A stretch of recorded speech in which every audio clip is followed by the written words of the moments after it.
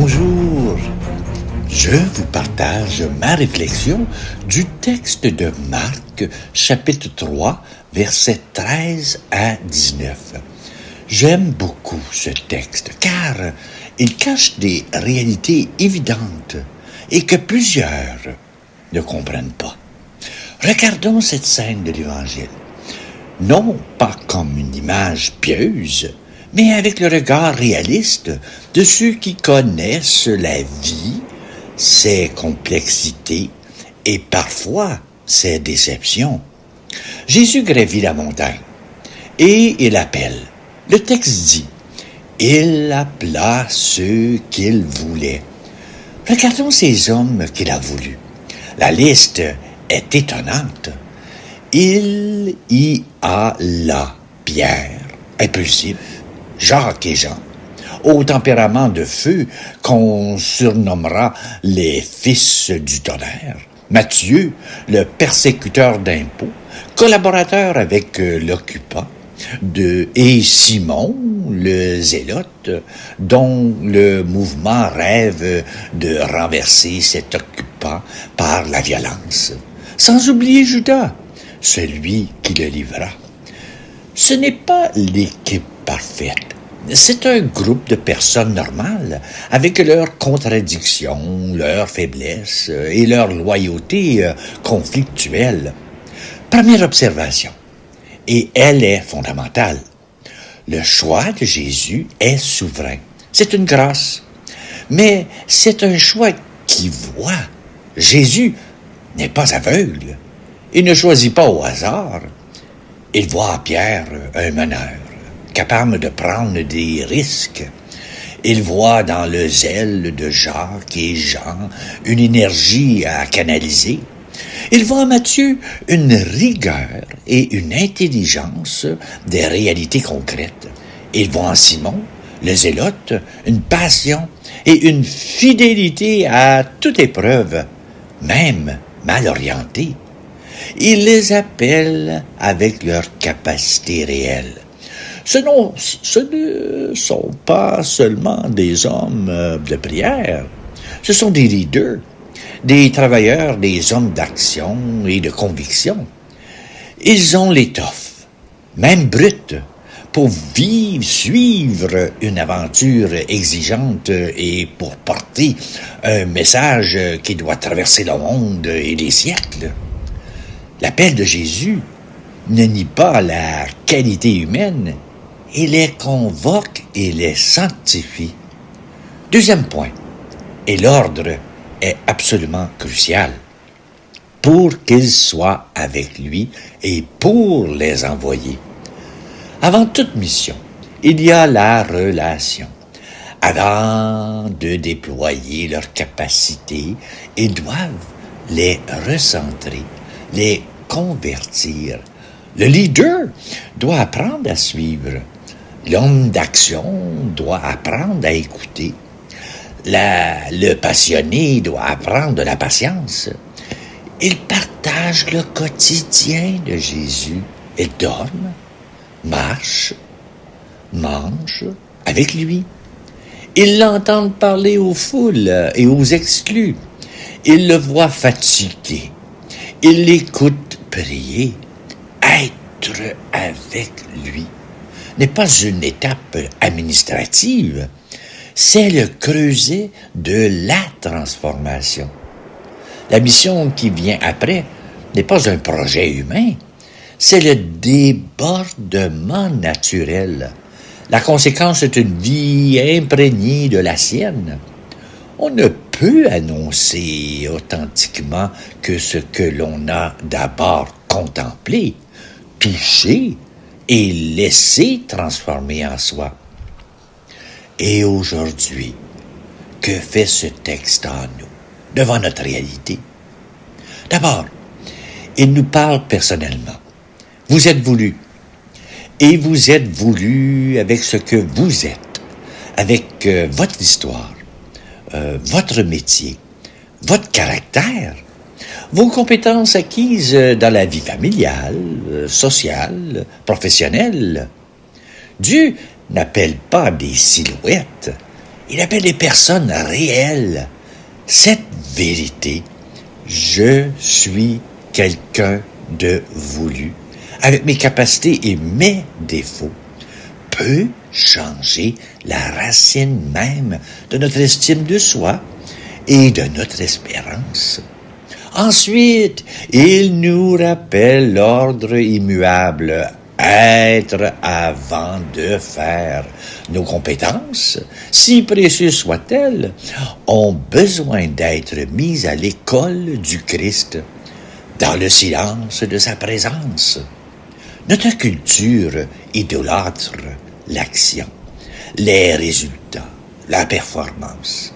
L'Évangile place au centre l'être, l'intimité, la relation filiale. C'est de cette source que peut jaillir une action qui ne soit pas épuisante, orgueilleuse ou vaine, mais humble, durable et féconde. Enfin, et c'est peut-être l'interprétation la plus délicate, ce texte nous tend un miroir en tant que communauté, en tant qu'institution.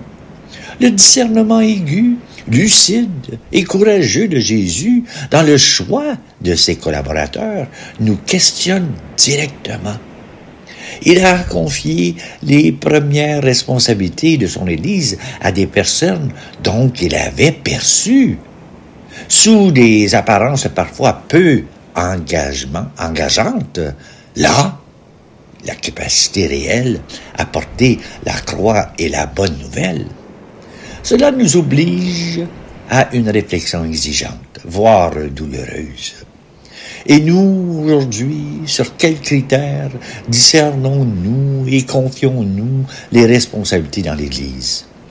Les graves crises que nous traversons, les abus, la défiance justifiée de tant de gens, ne sont-elles pas, entre autres, le résultat catastrophique d'un système qui, à bien des endroits, a perdu de vue la vision et le discernement du Christ?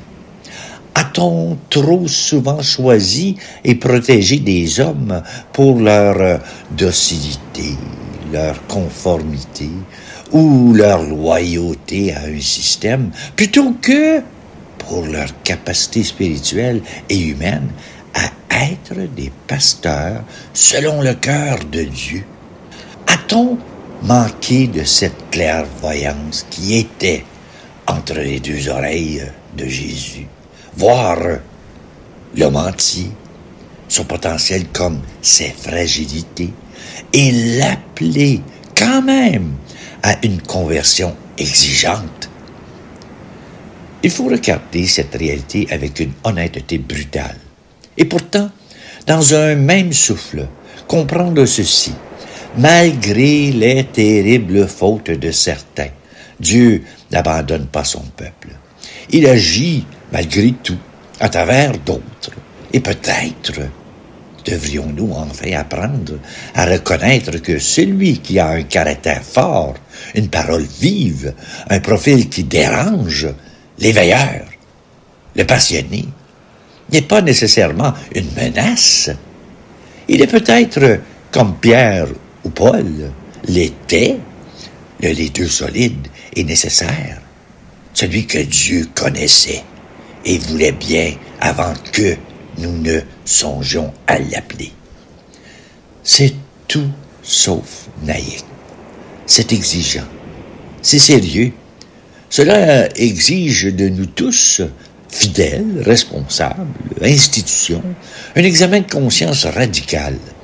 Cela commence par relire ce texte de Marc, non comme une légende pieuse, mais comme un miroir tendu à notre façon d'appeler et d'envoyer.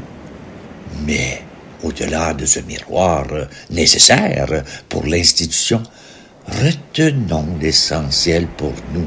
Ce récit est d'abord une bonne nouvelle. Il appela ceux qu'il voulait. Cet appel résonne encore. Il vous vise, vous, personnellement, avec vos capacités et vos doutes, votre histoire et vos échecs. Jésus vous veut auprès de lui pour vous transformer et puis pour vous envoyer. Là est notre espérance et notre mission, pas dans la perfection illusoire d'un système, mais dans la fidélité simple et courageuse à répondre à cet appel et à le discerner avec amour et lucidité chez nos frères et sœurs. Car c'est toujours et malgré tout par des hommes et des femmes appelés, connus et voulus, que Dieu continue patiemment à réconcilier le monde avec lui. Et voilà ma réflexion. Je vous ai composé une prière en lien avec ce texte de Marc. Et la voici.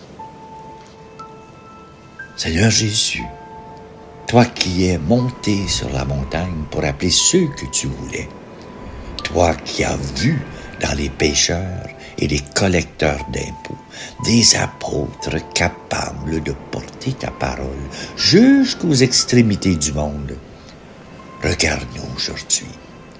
Donne-nous des yeux pour voir comme toi, des yeux qui ne se laissent pas éblouir par les apparences, mais qui perçoivent, sous les fragilités et les résistances, le feu que tu as allumé dans chaque cœur appelé.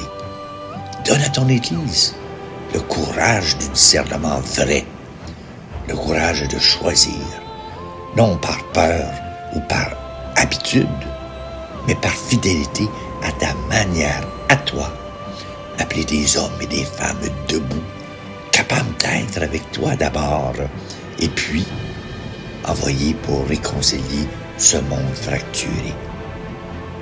Nous te prions pour ceux qui ont charge de discerner et d'envoyer, qu'il ait ta clairvoyance et ta liberté.